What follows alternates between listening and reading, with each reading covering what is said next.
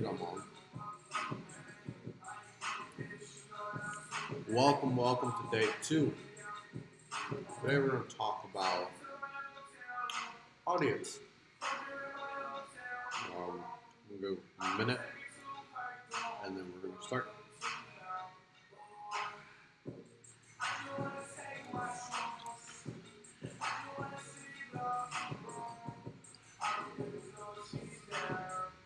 Take that off while I get copyright or something. Alright.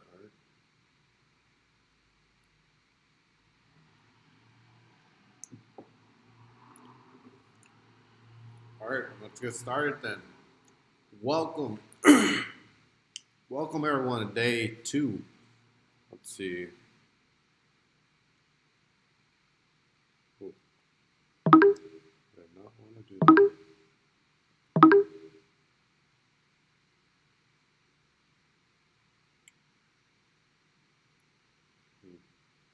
My bad. No.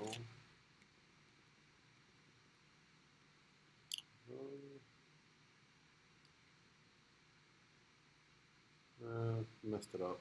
It was all perfectly good. It doesn't matter. There we go. Doesn't matter. Alright. Anyways, welcome everyone to day two. Today, we're going to talk about the ultimate insider's guide to the ultimate insider's guide to audience. And these are basically my 5 steps to having a clear understanding on your audience. So let's get started.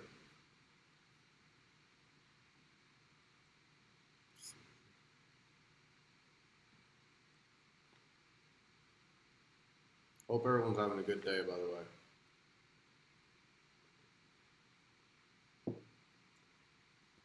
There we go. So let me tell you a quick story. Why is audience so important? It's the summer 2016, and I had my first customer. And I remember this good because they were realtors, and I had no idea anything on selling houses, And my job was basically to get them leads to get people that are selling their homes. And, I was so excited to do it because I knew how to bring the traffic. I just didn't know specifically like what traffic. And this was basically my very first time I had $1,000 in my pocket at that time. And I remember buying my dad some Ray-Bans, and that was like the happiest thing ever. And it made me feel like I could make it through anything. And like all the noises that go in your head basically when you're dealing with anything, whether it's a business decision or a life decision or anything, everything just felt possible at that moment. But all good things come to an end, and the client, basically, they just wanted anyone that wanted to get their home sold. And that was pretty challenging to market for because it was too generic and broad, and all that really followed was white noise at the end of the day. That's when we decided to niche down. And I read something in this book that they were talking about the term the dream customer. The dream customer.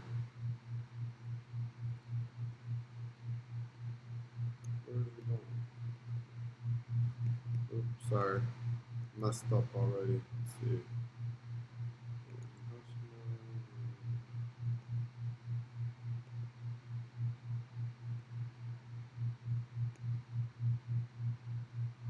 Okay, so that's when we decided to niche down. Sorry about that. And I asked them basically, who's their dream customer? And I really wanted to understand who they wanted to work with. And for you guys, it's going to be who you want to bring into the events. The more niche down we got, the more we understood how and where to get that dream customer's attention. But we ran into a problem that it became too narrow, like way too specific to one person, And we went back to the drawing board and we started taking things off. Like what do they really need to be living in this county and things like that? Like really narrow, deep level things. And we were able to turn around that campaign once we start taking off all the fat that it didn't need. So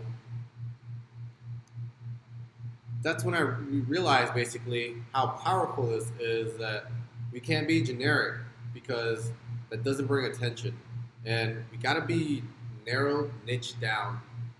And for promoters, I know that there's always that FOMO effect, the fear of missing out. And I'm bringing this artist that I just want anyone to come.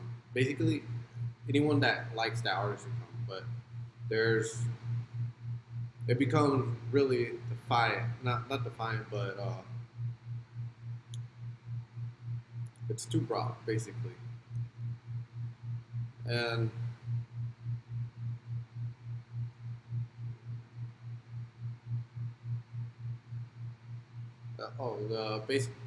basically not marketing to everything and thinking that you're gonna lose a sale. That's kind of bullshit, because if you can successfully attract your dream customer, the rest is gonna follow. And here's basically the content today. So step one, understanding your artist or entertainment. Step two, fan type you want. Step three, the advantage of your location. And the date of event, step four. And step five, platform. So step number one, related music. Uh, okay, so in the very first events, as I was preparing to start marketing their events, I realized that I made a terrible mistake in my plan. In my audience section, in my plan, I noticed that it was very generic, and I almost made the same mistake I did in the past. Like, quickly started to research deeply on who's a perfect customer for the events, and this became a real challenge because the customer type changes essentially for every event. One day you have this, and that's totally different from that. But you're trying to get sales, so that was the kind of the whole issue on that. And basically, every event we had to start from zero on researching who the hell wants to come to this event. So I created this little shortcut to avoid doing all the heavy lifting and going through, magazines and all this other stuff to figure out real depth on who you're targeting. And you really need all that. Uh, Step one, the artist. What is the artist? What type of music are they playing? And how can you use their following to get more people through the door? Most entertainment that you're gonna have already has a following. Um, if they don't, then you're it's different because, let's see, essentially on this I'm teaching you how to hack the artist or entertainment's following. And if they don't have a following, then you would focus more on your venue. In a sense, I'm not sure if some of you guys are venues or not, but I'm trying to cater to both right now a little bit. Now that now that you know the entertainment a little better, so I forgot to tell you guys. You guys have a piece of paper or something, it'd be great to just write down real quickly, like even an imaginary event that you have, or even possibly something you're trying to work up to. Like something you're planning out. Just grab a piece of paper and fill in those details. I promise you that by the end of this whole challenge, you're gonna have an exact map on how to do that, and you can basically copy and paste that to whatever other events that you're gonna have. So, yeah, on that. Let's see. All right. So, step two is gonna be the fan type. Now that I know the entertainment a little better, or you know, I had to figure out the audience. The same thing that every event, the audience could change. I mean, in every event, the audience usually changed. So we needed a shortcut. It did not repeat. Anyways, so right now we're just gonna create a real basic avatar. Uh, Usually, if you have a little, couple events under your belt, you have like, a clear idea on who you're bringing into your events, whether the people that are spending the most is between 25 to 35, or you want 40 and up. It's just depending on your entertainment, and so put that range down. If not, if, uh, going back to step, hey yo, sorry, I guess random ghost touched it or something. I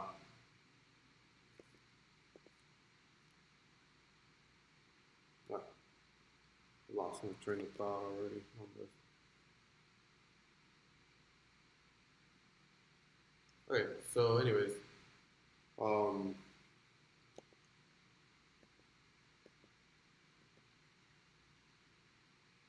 let's see.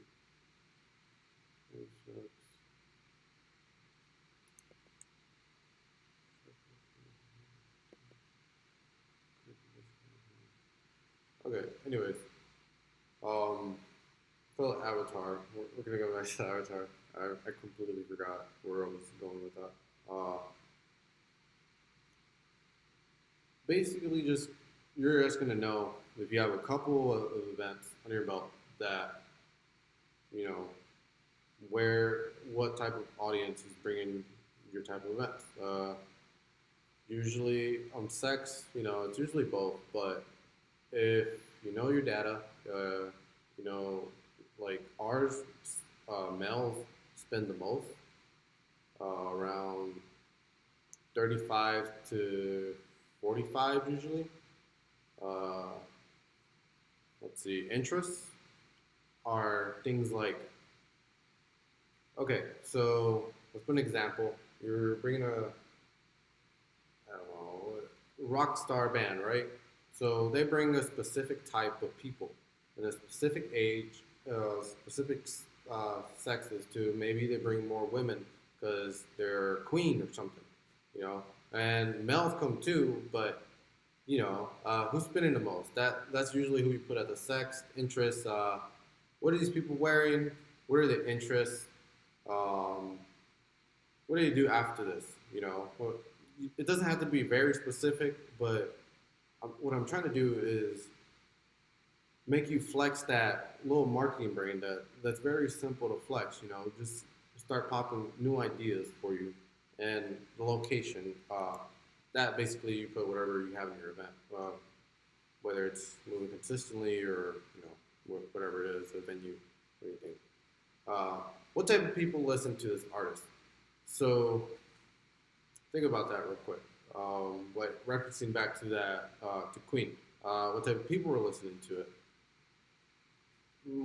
It could easily be, you know, anyone between 25 and under, when I guess when they were famous, that were driving their popularity, and you know, in events they fluctuated on the age, but I'm so sorry on that.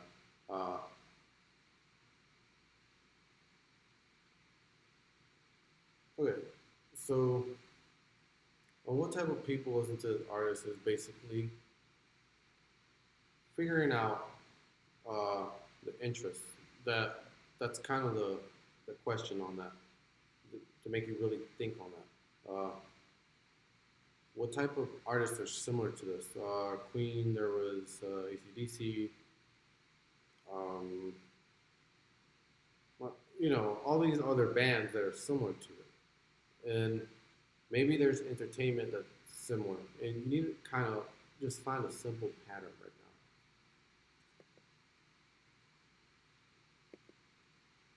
So now that we have that funnel that you have, that you got yesterday, basically, and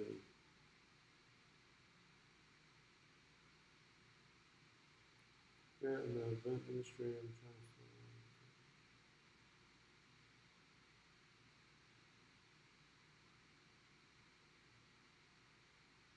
Oh, okay. So,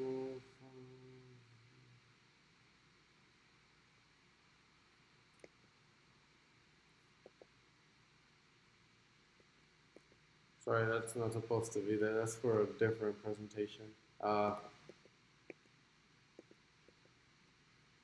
so that's really it. On oh, okay. This is basically what you're gonna do to figure this out quickly.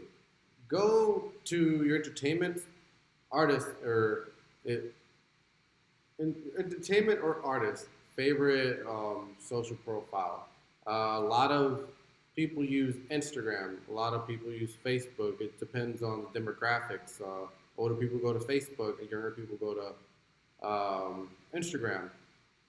Younger people go to TikTok, and just find which one is the most popular one, basically. And each app, like all the apps have the same thing where you just click on their profile and right under it, it has a shit ton of related people. Start writing those down. It's like seriously, um, these algorithms that they use are, you know, way better than are doing the work we want them to do on finding similarities. They're going to do it way better than me and you could ever do it researching because these are just huge algorithms they're using to attract people to keep them in their, keep an app essentially. So, all those are essentially good. I would only write down the first three for each one. It's it's like a big bubble. Hold on. All right. This is. I really want to get this across real quick. So this is the profile. Can you see that? I don't know. This is the profile, and the algorithm essentially is going out this bubble, and all you're doing is collecting these little bubbles here. And these little bubbles start adding up into the algorithm to make your ads and whoever you're targeting, whether it's social or organic traffic, to get more people of that. That's basically all we're doing on this. So, location. In the beginning of these smaller events, I used to focus all on Facebook ads. The very first years, it was really just Facebook ads. I didn't did anything but Facebook ads and um, to the ticket processor. Remember yesterday about funnel? That wasn't introduced until a year later. But in the beginning of these, okay, all right. In the beginning of these smaller events, I was focusing only on Facebook ads, but I saw this poster on the way to buy some foods for an event. And it hit me. My target audience is going to places to eat somewhere like this. They're shopping in places similar to this.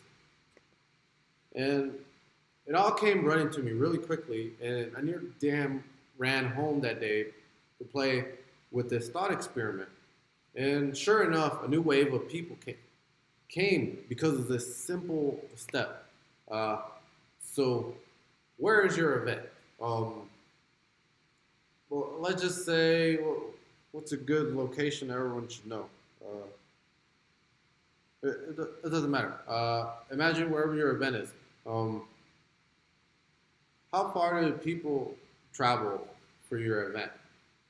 Is it 100 miles, 200 miles? For us, it's 300 miles, but that's because we're a niche event.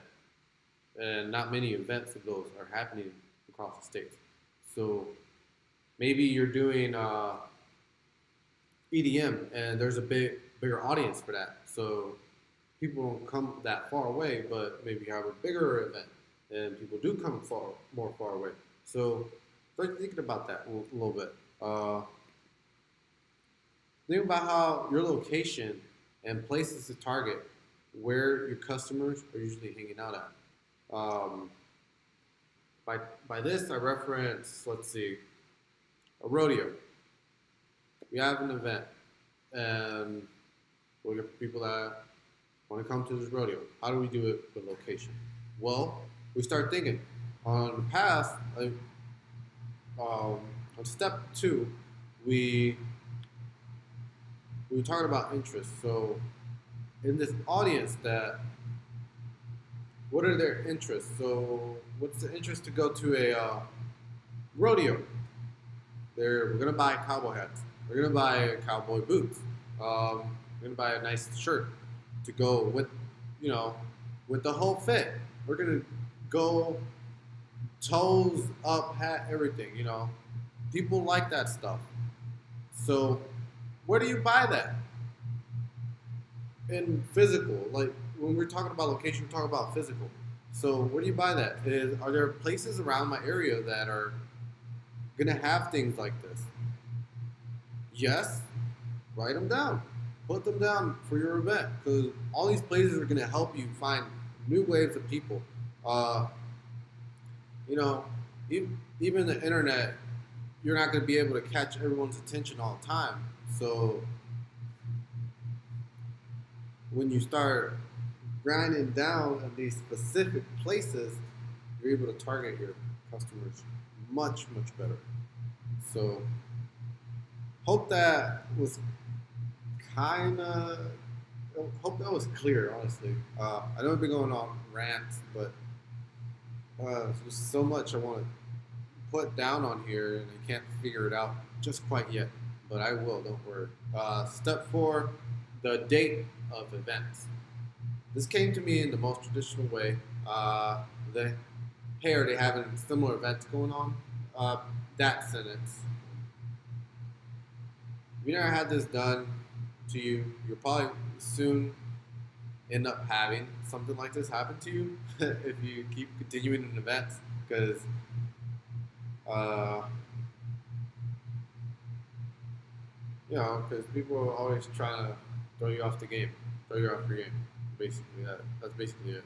To be the nosy asshole I am, I go to check this out, and I had to, because I'm in charge of the marketing for the event. So even if Jesus came back and interrupted the event, I had to figure out, how to adjust my marketing efforts. But there was an event, same day, same location, not location, but in a 50-mile radius, same entertainment genre. My problem was that now we were competing essentially for the same audience. And this is kind of how I deal with that. The date of event. What's going on in a 300-mile radius of you?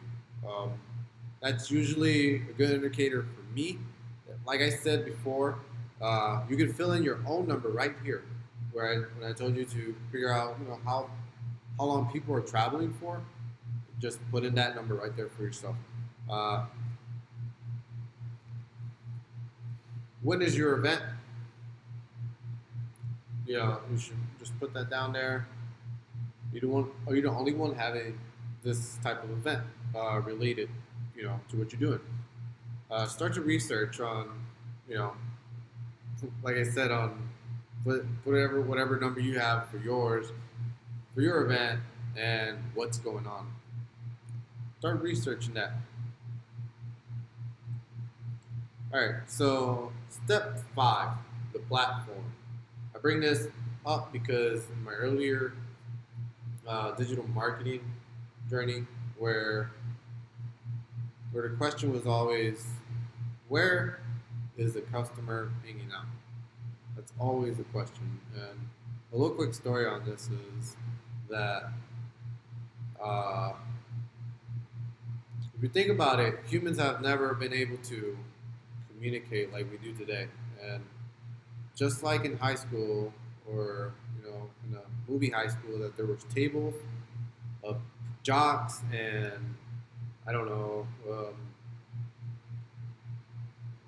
I don't know, cheerleaders and all that, right? Like there's different tables. There's different. Imagine these tables in the internet.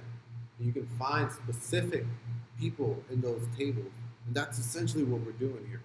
So we're going to the table to bring this information to them, to bring the event to them, not the event, but the information to the event so they can buy tickets. So where are they hanging out? So ask yourself, where are they hanging out? Is it Facebook, Instagram, YouTube, Snapchat? Um, a lot of artists have a huge following on YouTube, so do not sleep on that. Please do not. Sometimes you get a better result on YouTube. Where can you get a break? And where can you break into the fan base? Get your events in front of them to see their favorite artists. So, like I said, think about that. Where are they hanging out at? Honestly, if you really want to go deep, quick a pro tip: go on Facebook and search your favorite artist name. Look for groups. If they don't have groups, go a step up. Go to whatever genre they're in, and you know, click on that, and that's some more research for you guys. Really understand your customer. Where can you reach your fan base and get your event in front of your favorite artists? So those are essentially all the questions that you need to be asking yourself to really get a map, because that all is what this was today. Today we created your North Star, and to figure out who your audience is, because a simple just knowing their age and gender and sex, uh, just knowing their age, gender, and location is not going to sell tickets. What is going to sell tickets is knowing where they're hanging out, knowing where they're going, knowing what they're geeking out about, knowing how to talk to them. You know, these are the things that are going to start moving the needle for you guys. Not not just the basic age and stuff. So I hope I I hope I really brought this through you guys, because just knowing where you want to target changes a lot. Things become more focused, more clear. You're able to figure how to talk to your customer quickly. So I hope you love what I laid out today. Tomorrow we're gonna get mess. We're gonna start messing around and get creative, which which I'm gonna geek out about. So see you tomorrow at 8.